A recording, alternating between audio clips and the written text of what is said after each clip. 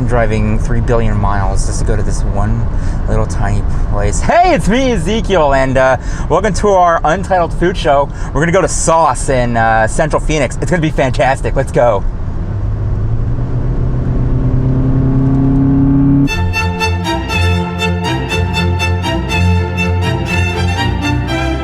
So listen, here's the thing.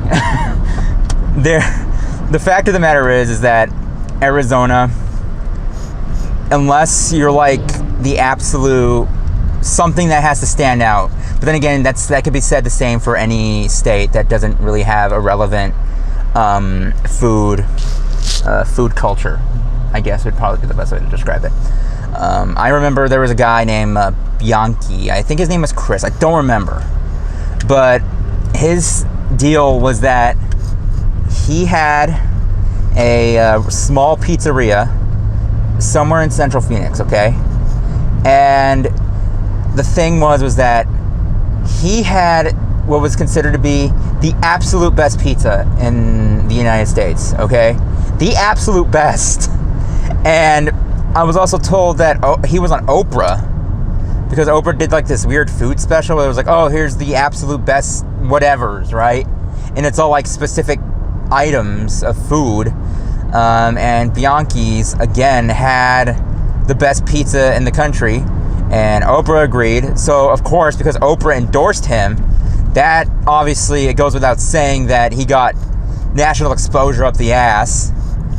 And outside of that, I don't really know of anything else in Arizona that's got national exposure, you know what I mean? In terms of the actual food itself, like a restaurant or something. I mean, I've driven past the restaurant itself, but the thing is that you wouldn't even know it was a pizza joint. It was like this tiny white brick building. It's not even a building, it's like a little hut. It looked like a hut. And I mean, I really wanted to go there. I'm not even sure if it's open at this point.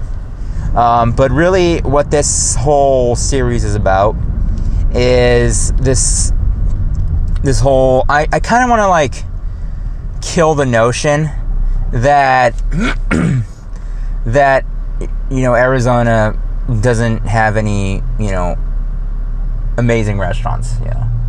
And don't get me wrong, these places that we're going to go to, this isn't exactly like 5-star restaurants. And I'm not saying that to insult any of the places that we go to at all. It's not. Basically, what we're going to is places that are accessible.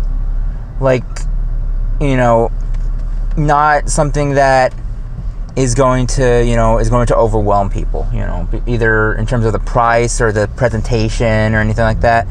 I mean, I'm pretty sure at some point we'll go to Scottsdale, but not in the capacity that we need like a reservation 2 weeks in advance, and, you know, we need to sit down and we have to have a certain dress code that we need to abide to. I mean, for God's sakes, look at me, I'm wearing a fucking Batman shirt and I'm going to a place that serves pizza and wine, you know? So it's really all about the little guy, really. And before I go any further, I must give major props to my sister. My sister has introduced me to so many of the places that we're about to visit. And I want to make sure that we here in this program are able to convey the idea that, you know, what they create is something special, something unique. Despite common misconceptions will tell you, Arizona is a very diverse place. And I'm not saying that in the sense of, oh, we're diverse, but we basically just rounded up everybody and deported them, you know? I mean, there's a lot of businesses, Jesus Christ, I can't even say that, businesses that are, you know, very diverse and multicultural. They promote the idea of a multicultural landscape. And it shows. I've been to Middle Eastern supermarkets. I've been to an Indian restaurant. I've been to, you know, there's plenty of little Mexican shops that sell candies and all types of, you know, goods that come from there. And I must say, I would definitely recommend, if you do have a, little Mexican restaurant, I definitely do recommend that you check that place out, because you'll find some pretty good stuff, I'm not gonna lie. But people coming to Arizona, they just don't seem to look for that. I just don't get the feeling that. I guess what I'm trying to say is that there really is not much of a reason to look for that, because of the stigma and because of the stereotypes and just the miserable heat that comes in, during the summertime, So we here in this program are going to show you what it's like to discover and enjoy the types of eateries that Arizona has to offer. So yeah, enjoy, I guess, or don't.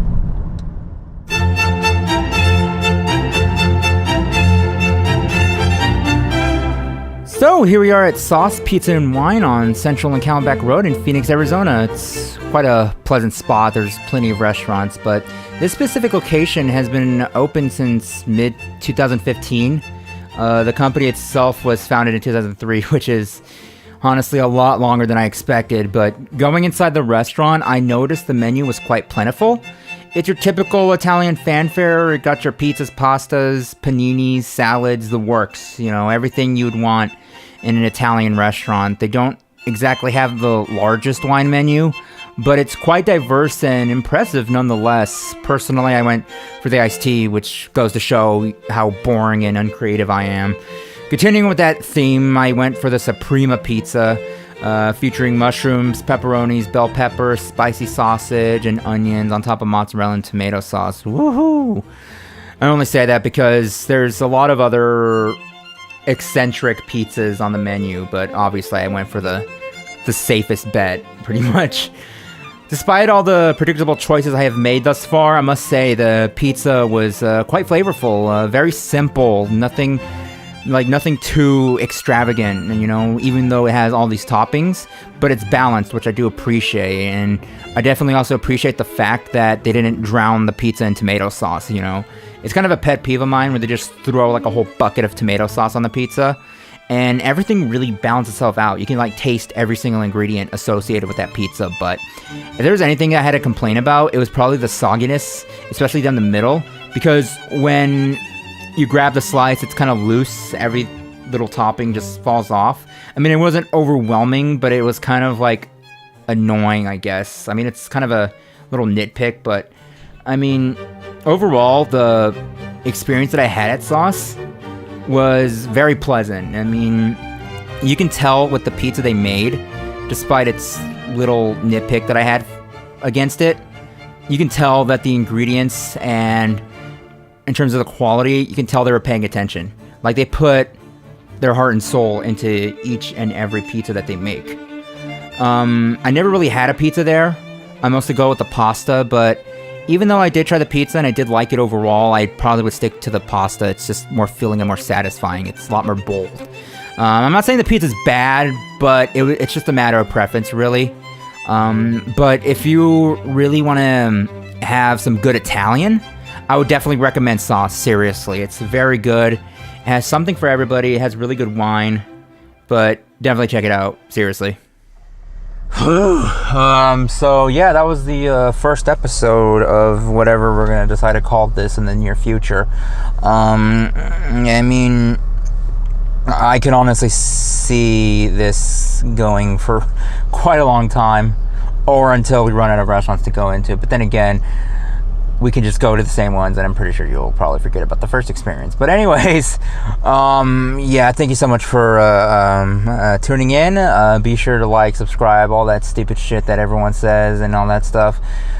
We definitely appreciate the support, and yeah, we'll definitely, find and discover newer places. I already have plenty on my head already that I already know about that I want to share with you guys, but there's other places that I haven't, obviously. So I really want to make sure that we explore multiple, multiple genres or whatever types of cuisine there are, because There's 1,000 unique Italian restaurants here, I'm pretty sure, but I do want to do something else. So thank you so much for watching, and we'll see you on the next one. Cheers with my Mountain Dew. Mountain Dew. Do the do. Do the do. Do.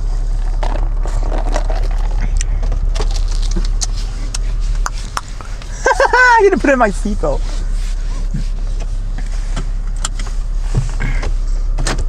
Always put your seatbelt before turning on your car, folks.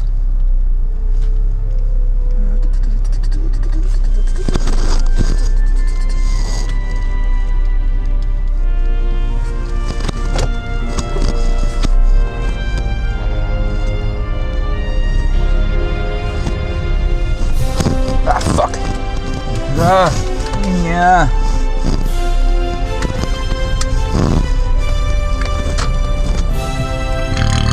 Jesus, fuck. Oh, I have a horrible aftertaste too. Jeez.